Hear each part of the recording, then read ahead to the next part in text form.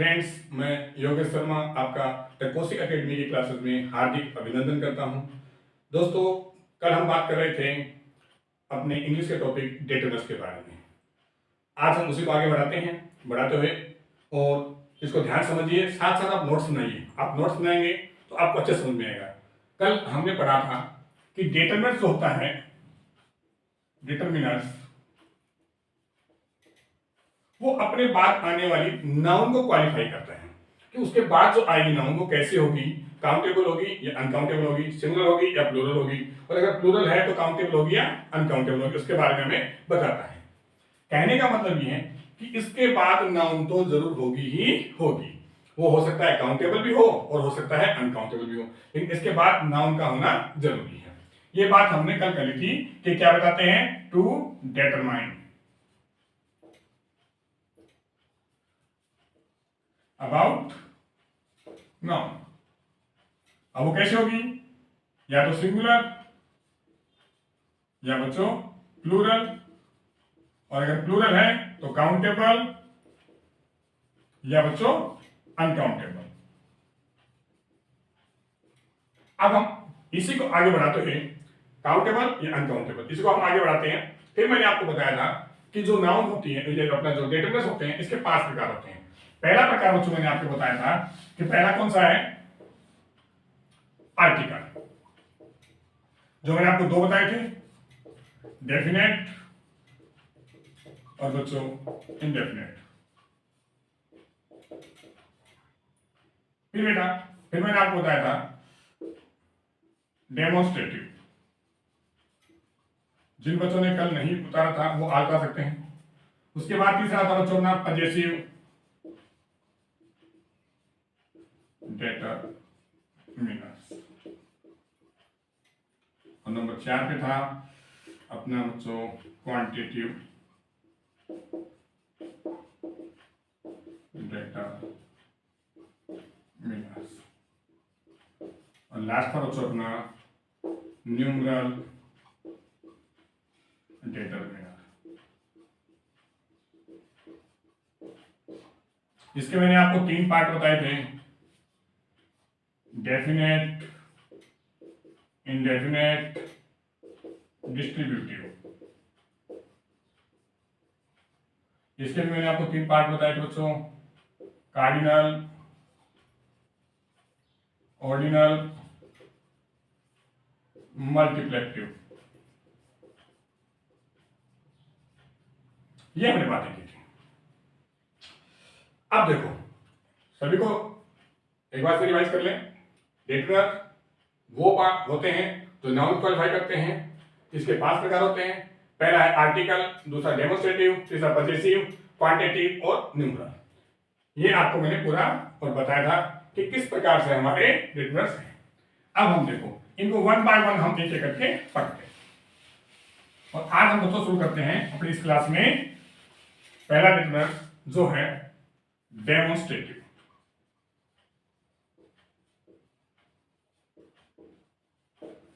डेटरमिनर हिंदी में इनको निर्धारक कहते हैं। मैंने कल आपको बताया था कि इन्हें पहले ग्रामर में, पुरानी ग्रामर में इन्हें एडजेक्टिव के नाम जाना जाता था, जिसे एडजेक्टिव भी कहा जाता है। आजकल ये डेटरमिनर्स के नाम से ही ज्यादा लोग पहचानते हैं। अब देखिए, हम बात कर रहे हैं डेमोन्स्ट्रेटिव डेटरमिनर्स की। डेमोन्स्ट्रेटिव डेटरमिनर वो डेटरमिनर है जिनमें मुख्य रूप से 4 वर्ड्स आएंगे अपने। पहला दिस, दैट, दिस और बच्चों दोस। आपने को खूब पढ़ा होगा, आप नॉर्मल लगता है कुछ हार्ड नहीं है, लेकिन देखें हार्ड है भी नहीं, बिल्कुल आसान है, कोई दिक्कत नहीं है। देखें, दिस और दैट दोनों डेटरमिनर किसको, सिंगुलर नाउन के साथ इनका यूज किया जाता है। किसके साथ बच्चों, सिंगुलर नाउन के साथ इनका यूज किया जाएगा। अब देखो, जो सिंगुलर ही है, जो काउंट ही नहीं हो सकती, उसको सिंगुलर कहेंगे। दीज और दोज इनका प्लूरल नाउन के साथ यूज किया जाता है। अब देखिए, दिस का मतलब क्या है, जो हमारे पास होता है नजदीक, नियर, तो नियर है उसको हम दिस का प्रयोग करेंगे। जो दूर है बच्चों फार, उसके लिए हम दैट का यूज करेंगे, but only for singular noun. These near के लिए जो क्या है बच्चों प्लूरल है, और दोज का जो फार है और प्लूरल है। इस प्रकार से हम इनका यूज करते हैं। लेकिन ध्यान दीजिए, अब हम बात करते हैं क्या इनका, हमने दिस और दैट की बात करना है पहले। दिस और दैट का प्रयोग जैसे फॉर एग्जाम्पल देखिए, केवल हम काउंटेबल नाउन के साथ कर सकते हैं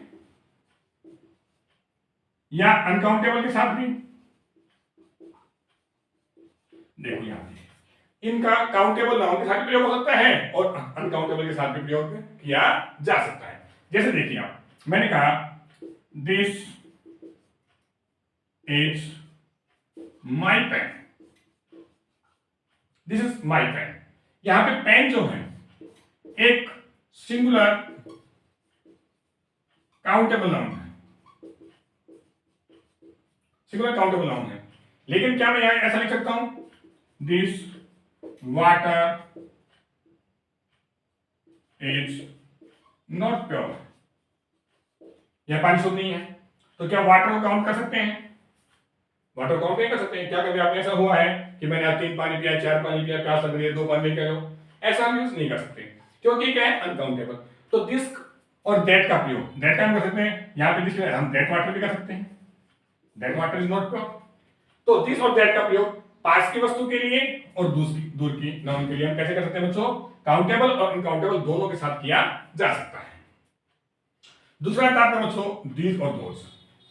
दीज और दोज इनमें और भी है, मैं आपको बताऊं। सबसे पहले देखिए दीज और दोज का प्रयोग, दीज का प्रयोग पास की वस्तु जो एक से ज्यादा है जिन्हें प्लूरल कहा जाता है। जैसे मैंने कहा दीज आर माई मार्कर्स, एक से ज्यादा मेरे पास मार्कर्स है तो मैं क्या कहूंगा दीज आर माई मार्कर्स।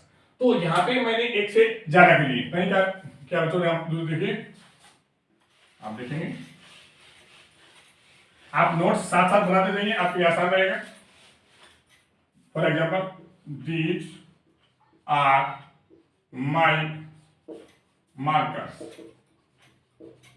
मैंने कहा दीज आर माई मार्कर्स। यहां पे मैंने मार्कर्स प्लूरल नाउन है बच्चों देखिए, और दीज के बाद ध्यान दीजिए यहां पर ये भी डेटरमिनर है और ये भी डेटरमिनर, दोनों डेटरमिनर बच्चों। ये कौन सा है डेमोन्स्ट्रेटिव और ये कौन सा बच्चों पजेसिव, दोनों डेटरमिनर का काम कर रहे हैं। इनके बाद क्या है बच्चों देखो मार्कर्स नाउन आ रही है, तो नाउन का होना तो कंपलसरी है। अगर मैं यहां करूं दीज आर माई तो हमारा सेंटेंस पूरा नहीं होता है। सेंटेंस में ये नहीं मालूम हो रहा कि भाई किसके बारे में है, आगे क्या कर रहा है। तो माई जो है आपका डेटरमिनर या दीज जो डेटरमिनर है ये आगे आने वाले नाउन के बारे में बता रहा है कि नाउन कैसी होगी।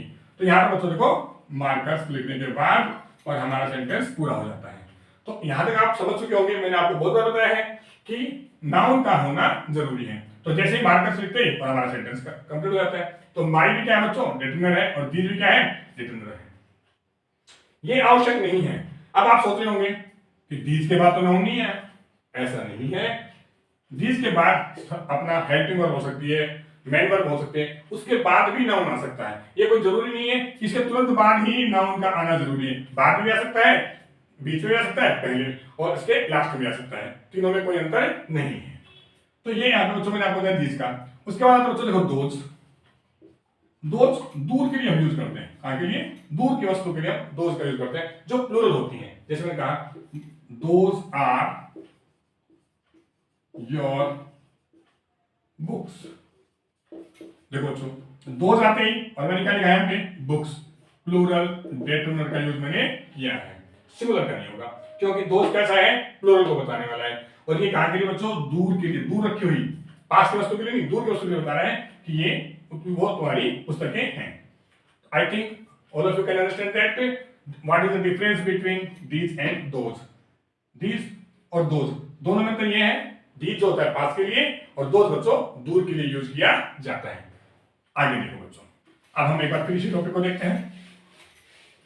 अब देखो यहां तक तो मैं समझ में आ गया, लेकिन अगर दिस के साथ और दैट के साथ, जैसे मैंने आपको बताया दिस दैट दीज बच्चों दोज, ये 4 डेटरमिनर्स हमारे हैं जो किसके नाम जाने जाते हैं बच्चों डेमोन्स्ट्रेटिव डेटरमिनर्स के नाम से जाने जाते हैं। अगर इनके साथ देखो जैसे मैंने कहा दिस और दैट जो मैंने अभी आपको बताया कि दोनों सिंगुलर काउंटेबल और अनकाउंटेबल दोनों के लिए यूज किया जा सकते हैं अगर इनके साथ सॉर्ट ऑफ, काइंड ऑफ, ये क्या है, ये भी इनको बताने वाली है, ये भी इनको बताने वाली है। जैसे मैंने आपको बताया, या फिर बच्चों टाइप्स ऑफ, टाइप ऑफ, देखिए अगर दिस या दैट के साथ, ध्यान सुनिए बच्चों, यदि दिस या दैट के साथ sort of, kind of, type of ये आते हैं तो इनके बाद आने वाली नाउन सिंगुलर होगी। समझ गए मैंने क्या बताया? यदि दिस और दैट के साथ sort of, kind of, type of अगर आते हैं तो इनके बाद आने वाली नाउन कैसी होगी? सिंगुलर होगी। हमने पढ़ा है ये कि दिस और दैट के बाद कैसी होगी? सिंगुलर नाउन का प्रयोग किया जाएगा। लेकिन प्लूरल क्या करेंगे, वो कैसे करेंगे? देखो अब आप सोच रहे हैं ये तो गए काम से, अभी तो बताया था कि सिंगुलर कैसे होगा, अब प्लूरल कैसे होगा? यदि दिस और दैट के साथ सॉर्ट्स ऑफ, काइंड्स ऑफ या टाइप्स ऑफ का प्रयोग होता है तो नाउन प्लूरल होगी। तो नाउन कैसे बच्चों? प्लूरल होगी। समझ में आई बात आपको? मैंने क्या बताया अभी आपको? दिस और दैट का सिंगुलर नाउन का प्रयोग होता है, जबकि दीज और दोज का यूज हम क्या करेंगे? प्लूरल नाउन के साथ। लेकिन यदि दिस और दैट के साथ sort of, kind of, type of ये आता है तो सिंगुलर नाउन होगी, और अगर इसके साथ दिस और दैट के साथ sorts of, kinds of, types of आता है तो आगे आने वाली नाउन कैसी होगी? प्लूरल होगी। जैसे बोलो दिस टाइप ऑफ कार, यहां देखिए इज वेरी एक्सपेंसिव। मैंने आपको सेंटेंस दिया this type of car is very expensive. अब यहां पे ध्यान दीजिए बच्चों, दिस के बाद क्या है? टाइप ऑफ आना है, और उसके बाद क्या बच्चों? कार। कार क्या होता है? नाउन। मैंने बताया नाउन होना जरूरी है। दिस टाइप ऑफ कार, तो यहां पे मैंने कार का यूज किया है। अगर मैं लिखूं दिस टाइप्स ऑफ, तो बच्चों cars is are very expensive. अब यहां पे देखिए, अब यहां पे जैसे ही मैंने टाइप्स ऑफ लिखा है तो बच्चों कैसा आ गया? कार्स। और कार्स कैसा होगा बच्चों? प्लूरल। टाइप्स ऑफ होगा तो बच्चों हमें प्लूरल नाउन का प्रयोग करना पड़ेगा, और अगर नाउन प्लूरल है तो बच्चों आने वाली वर्ब भी कैसी होगी? प्लूरल ही होगा। एक सब्जेक्ट वर्ब एग्रीमेंट का रूल है जो हम आगे पढ़ेंगे। तो यहां तक आपको समझ में आ गया होगा कि यदि दिस और दैट के साथ sort of, kind of, type of होता है तो नाउन सिंगुलर, और अगर sorts of, kinds of, types of होता है तो नाउन प्लूरल का प्रयोग होगा। जैसे मैंने एग्जांपल दिया दिस काइंड ऑफ, यहाँ पे सॉर्ट्स ऑफ आ सकता है, सॉर्ट ऑफ आ सकता है, तो जैसा भी हमारा वर्ड होगा उसी के अकॉर्डिंग हम बच्चों किसका प्रयोग कर लेंगे? नाउन का प्रयोग हम कर लेंगे। तो बताओ आज का ये जो मैंने आपको बताए हैं चार, हमारा पहला डिटरमिनर था बच्चों कौन सा? डेमोन्स्ट्रेटिव। सभी को समझ में आ गया होगा?